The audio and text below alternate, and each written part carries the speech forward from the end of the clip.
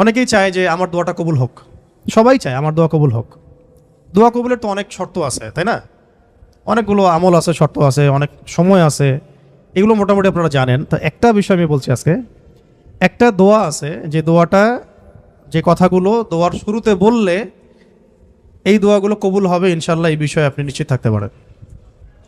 যদি আপনার রিজিক হালাল হয়, ওই শর্তগুলো যদি পূরণ হয়, রিজিক হালাল হয়, বৈধ দোয়া হয়, হ্যাঁ, হারাম কিছু চাচ্ছেন না, আপনি বৈধ বিষয় চাচ্ছেন, হালাল খেয়ে চাচ্ছেন, এই শর্তগুলো পূরণ করে দোয়া করার আগে এই কথাগুলো বললে দোয়া কবুল হবে ইনশাআল্লাহ। আমি তো আর বলতে পারবো না 100% কবুল হবে, এটা তো আমার পক্ষে বলা সম্ভব না। কিন্তু সবচেয়ে শক্তিশালী যে ওসিলাগুলো দোয়া কবুল করানোর জন্য, সেটা এটা একটা। আমাকে যদি বলেন যে আপনার জানা মতো সবচেয়ে বেস্ট ওসিলা কোনটা দোয়া কবুল, আমি বলবো এটাই। এটার সাথে আরও একটা আছে, ওটা আরেকদিন বলবো ইনশাআল্লাহ।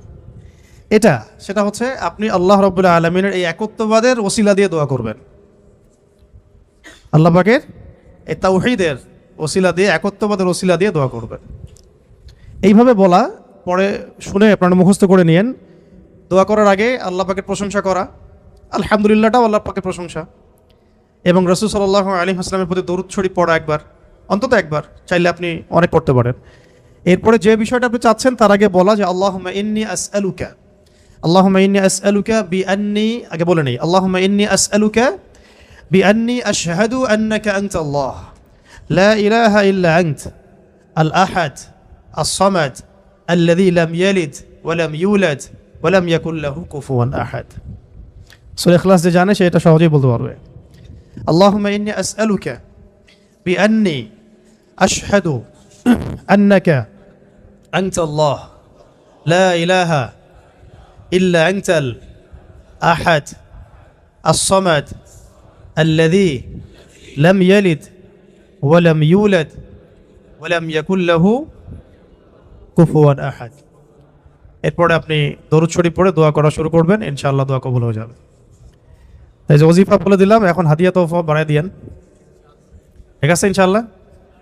ওকে, আচ্ছা, এটা পরীক্ষিত আমল, ইনশাআল্লাহ দোয়া কবুল হবে ইনশাআল্লাহ। আরও যদি সুন্দর করতে চান তাহলে আল্লাহুম্মা ইন্নী আসআলুকা বিআন্নী আশহাদু আন্নাকা আনতাল্লাহ, এর সাথে লা ইলাহা ইল্লা আনতাল আহাদ আল ওয়াহিদ আস-সামাদ আল্লাযী লাম ইয়ালিদ ওয়া লাম ইউলাদ ওয়া লাম ইয়াত্তাখিয ওয়ালাদান ওয়া লাম ইয়াকুল লাহু শারীকুন ফিল মুলক। আরও বলা যায় ওয়া লাম ইয়াকুল লাহু কুফুয়ান আহাদ। আরেকটা আছে আল্লাহুম্মা ইন্নী আসআলুকা বিআন্নী আশহাদু আন্নাকা আনতাল্লাহ লা ইলাহা ইল্লা আনতাল হান্নান আল মান্নান বাদিউ আস-সামাওয়াতি ওয়াল আরদ ইয়া যাল জালালি ওয়াল ইকরাম ইয়া হাইয়্যু ইয়া কাইয়্যুম বিরহমাতিকা আস্তাগীথ।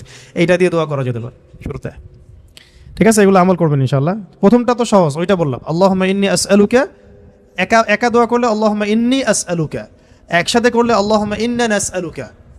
একা করলে আল্লাহুম্মা ইন্নী আসআলুকা, একসাথে করলে তখন আল্লাহুম্মা ইন্না নাসআলুকা বিআন্নী আশহাদু আন্নাকা আনতাল্লাহ লা ইলাহা ইল্লা আনতাল আহাদ আস-সামাদ আল্লাযী লাম ইয়ালিদ ওয়া লাম ইউলাদ ওয়া লাম ইয়াকুল লাহু কুফুয়ান আহাদ। এর অর্থ হচ্ছে, হে আল্লাহ, আমি এই ওসিলায় তোমার কাছে প্রার্থনা করছি, আর এটা জেনে আমি তোমার কাছে প্রার্থনা করছি, এইটার দাবি দিয়ে আমি তোমার কাছে প্রার্থনা করছি যে তুমি এক,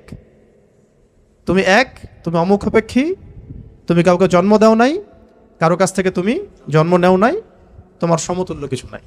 এইটার ওসিলা দিয়ে আল্লাহ আমি তোমার কাছে প্রার্থনা করতেছি। এর চেয়ে বড় ওসিলা হয়? তাওহীদের চেয়ে বড় ওসিলা হয় না। এরপরে আরেকদিন আরেকটা ইনশাআল্লাহ শেখাই দেব। এটা গেল ওই যে বললাম বেলাল রাদিয়াল্লাহু আনহুর অত্যাচারের পরে নাজিল হওয়ার পর আল্লাহ রাব্বুল আলামিন প্রথম জানাই দিলেন যে বলো আল্লাহ রাব্বুল আলামিন এক। এই এক দিয়ে কি হয়েছে, সমস্ত বহুত্ববাদীদের যে ধর্মবিশ্বাসের যে ভিত্তি, এটাকে ভেঙে দেওয়া হয়েছে, ঠিক আছে? 2 নাম্বার হচ্ছে আল্লাহ পাক বললেন যে আল্লাহুস সামাদ, আল্লাহ অমুখাপেক্ষী শব্দটাকে সালাফগণ, আসলাফগণ, আকাবিরগণ অনেকভাবে ব্যাখ্যা করেছেন। আমি একটু ওইটা পড়ে শোনাই, তাহলে আপনাদের জন্য সুবিধা হবে। অমুখাপেক্ষিতাকে ইমামগণ কয়েকভাবে ব্যাখ্যা করেছেন যে আল্লাহুস সামাদ, এটাকে কয়েকটা ভাগে ভাগ করা যায়। যেমন একটু মনে রাখবেন, যেমন আব্দুল্লাহ বিন আব্বাস রাদিয়াল্লাহু আনহু, হাসান বসরি, ও সাইদ ইবনে জুবাইর রহমতুল্লাহি আলাইহি বলেছেন যে এর অর্থ হচ্ছে আল্লাহ পাক নির্ভীক, যার কোনো ভয় নাই। আল্লাহু সামাদ মানে আল্লাহ পাক নির্ভীক, যার কোনো ভয় নাই। এমনিতে আমরা বাংলা বুঝলাম আল্লাহু সামাদ মানে আল্লাহ পাক অমুখাপেক্ষী, মানে যার কাউকে প্রয়োজন নাই, সমস্ত সৃষ্টির তাকে প্রয়োজন, এবং তিনি সমস্ত সৃষ্টি থেকে অমুখাপেক্ষী, কোনো জরুরত নাই সৃষ্টির কাছে তার। আল্লাহ পাক কারো কাছে রিজিক চান না, কারো কাছে আল্লাহ পাক রিজিক চান না। এমন না যে আমরা সবাই আল্লাহর ইবাদত করলে আল্লাহ পাকের শক্তি বেড়ে যাবে, মোটেই না। আল্লাহ পাক যেমন ছিলেন তেমনই থাকবেন। আবার এমন না যে সব মানুষ যদি কুফরি করা শুরু করে আল্লাহ পাকের শক্তি কমে যাবে, কখনোই না। মানে এই পুরো বিশ্ব জাহান সৃষ্টি করার আগে আল্লাহ যেমন ছিলেন, আজও তেমন আছেন, চিরকাল তেমন থাকবেন। আল্লাহ পাক অমুখাপেক্ষী। অমুখাপেক্ষী মানে কারো প্রয়োজন নাই। এই জন্য একটা দোয়ায় আমরা বলি না যে আল্লাহুম্মা কফিনি বিহালালিকা আন হারামিক ওয়া আগনিনি বিফাদলিক আম্মান সিওয়াক, মানে আল্লাহ আপনি আপনার হালাল দিয়ে হারাম থেকে আমাকে বাঁচায় দেন, এবং আপনি ছাড়া বাকি সমস্ত বিষয় থেকে আমাকে অমুখাপেক্ষী রাখেন। তা আমরা যদি আল্লাহর প্রতি মুখাপেক্ষী হই, তাহলে অন্য মাখলুকের প্রতি আমরা কি মুখাপেক্ষী হব? তা আমরা সবার থেকে অমুখাপেক্ষী হয়ে গেলাম। আল্লাহ পাক তার পুরো সৃষ্টি থেকে কি অমুখাপেক্ষী। এটাকে আস-সামাদ শব্দ দিয়ে ব্যাখ্যা করা হয়েছে। তো ইমাম আব্দুল্লাহ বিন আব্বাস রাদিয়াল্লাহু আনহুর ব্যাখ্যায় বললাম যে এটা বলা হচ্ছে যে তার কোনো ভয় নাই, তিনি নির্ভীক, তার কোনো ভয় নাই। ইমাম শাআবী রহমতুল্লাহ আলাইহি বলেন যে সামাদ হচ্ছেন তিনি যিনি পানাহার করেন না। এক এক স্কলার এক একভাবে আসলাফগণ ব্যাখ্যা করেছেন। ইবনে জুবাইর রাদিয়াল্লাহু রহমতুল্লাহ আলাইহি বলেন যে আস-সামাদ শব্দের অর্থ হচ্ছে তিনি সমস্ত গুণ এবং কর্মে নিখুঁত, তিনি সমস্ত গুণ এবং কর্মে নিখুঁত। হযরত কাতাদা রহমতুল্লাহ আলাইহি বলেন যে সমগ্র সৃষ্টি জগৎ ধ্বংস হওয়ার পর যিনি বাকি থাকবেন তিনি হচ্ছেন আস-সামাদ। সমস্ত সৃষ্টি জগৎ ধ্বংস হয়ে যাওয়ার পরে যিনি, যার অস্তিত্ব থাকবে তিনি হচ্ছেন আস-সামাদ। তো সামাদের কত ব্যাখ্যা তারা করেছেন, ঠিক আছে। তারপরে ইকরিমা রহমতুল্লাহ আলাইহি বলেছেন যে যার উপর কারো মর্যাদা নাই তিনি হচ্ছেন আস-সামাদ, যার উপরে কারো আর মর্যাদা নাই তিনি হচ্ছেন আস-সামাদ। তারপরে ইমাম রাজি রহমতুল্লাহ আলাইহি বলেছেন সামাদ হচ্ছেন তিনি যার উপরে কখনো কোনো বিপদ আপদ আসে না। সামাদ হচ্ছেন তিনি যার উপরে কখনো কোনো বিপদ আপদ আসে না।